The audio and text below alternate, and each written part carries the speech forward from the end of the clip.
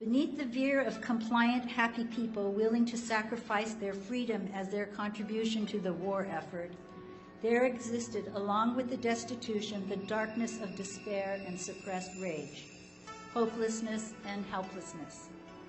Like the mask that covers a disfigured visage, depictions of smiling children, baseball games, and teenage dances hid the suffering and torment of those incarcerated.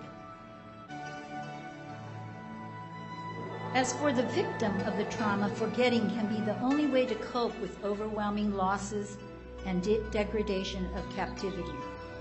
The ordinary response to atrocities is to banish them from consciousness, and essentially rendering such experiences as unspeakable. Most children of the survivors of incarceration will tell you that their parents and grandparents never spoke about their experiences in camp. It's not atypical of a victim to remember with remarkable clarity moments of happiness or satisfaction, and at the same time have not a single memory of a painful or disturbing aspect of that same experience. Or they may be able to talk about something that was disturbing, but with muted or even contradictory emotion. For victims, silence was a way to forget their shame and humiliation. It was the way to manage the fear that their freedom could be ripped from them again. For others, forgetting was a way to avoid burdening their children with the resentment, pain, and suffering, the belief that silence was the best way to move on with their lives. For many of us children, the silence felt like secrets, like an empty space between generations.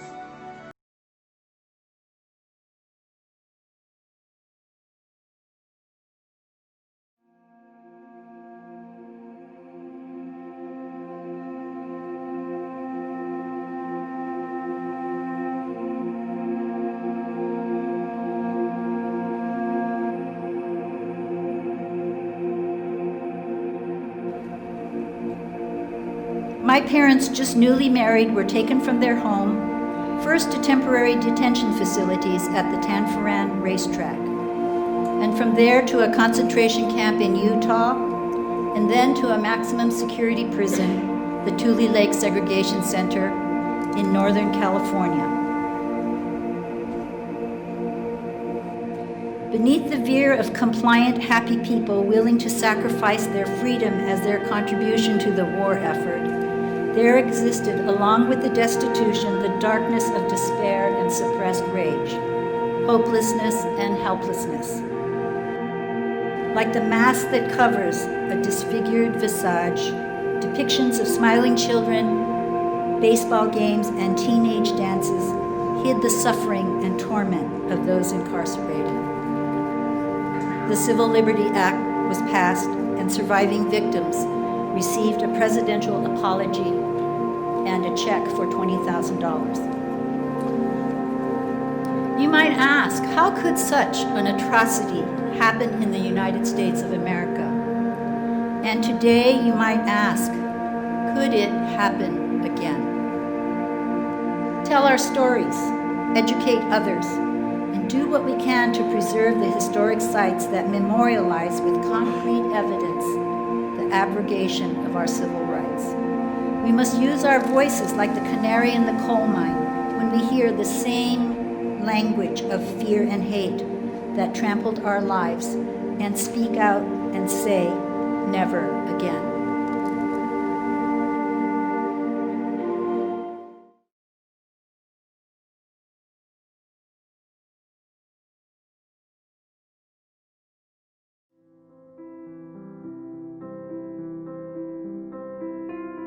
You might ask, how could such an atrocity happen in the United States of America? And today you might ask, could it happen again? Yet an unwelcoming American society kept these immigrants ostracized and excluded from mainstream life, forcing many of them into segregated communities of Japantowns, isolated and without infrastructure of government support, protection, and advocacy. Anti-Asian laws were passed making it illegal for these men to marry outside of their race, to become naturalized citizens, or to own land. Ultimately, 120,000 innocent people of Japanese ancestry, 3/4 who were American citizens, more than half were children, would all be forced to leave behind their place of residence, their jobs, their schools, stores, businesses, their churches, farms, pets, friends, family, their futures, with no idea where they would be sent or for how long. And yet we know that young girls were sexually molested by armed guards. We know that there were murders of innocent prisoners, that people died unnecessarily from lack of adequate medical care and proper nutrition. We know that infants and children with 1/16 Japanese blood were taken from foster care and orphanages in the cities and placed inside barbed wire walls of the Manzanar concentration camp. Forced more than 10,000 people from their homes and sent them directly to Manzanar. Nationally, they forced 120,000 people, or nearly 120,000 people, out of their homes and into camps.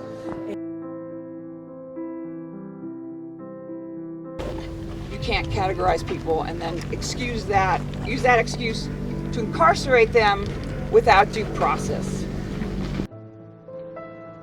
If we were to see the American government as the perpetrator, the Japanese Americans as the victim, then everybody else would be considered the witness to the trauma of mass incarceration. If we were to see the American government as the perpetrator, the Japanese Americans as the victim, then everybody else would be considered the witness to the trauma of mass incarceration. It is typically the perpetrator's prerogative to take charge of creating the narrative as a means of distancing him or herself from guilt and responsibility. When an injustice is committed, the perpetrator may do everything to promote forgetting. And the more powerful the perpetrator, the greater the prerogative to name and define the victim's reality. In 1942, mind-bending euphemisms were utilized by the government that would minimize injustice being done to our community, that give voice to the disempowered. We might ask, back in 1942, where were the lawyers, religious leaders, civic groups, humanitarian organizations, when day by day, people with Japanese faces disappeared from their jobs, from classrooms, from shops and farms?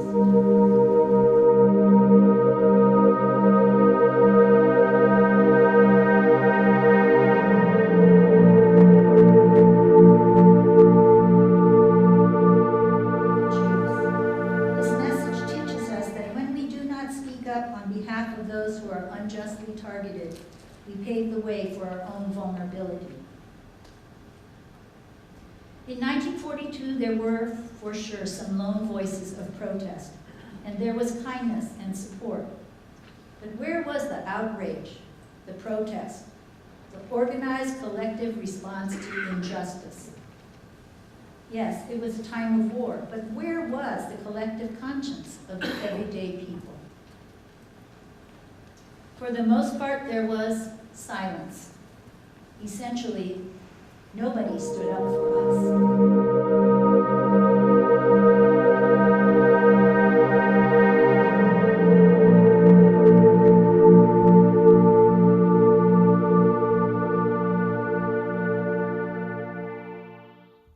Here we are at California State University Dominguez Hills Art Gallery, where we are featuring this year's Commemoration Tribute Executive Order 9066.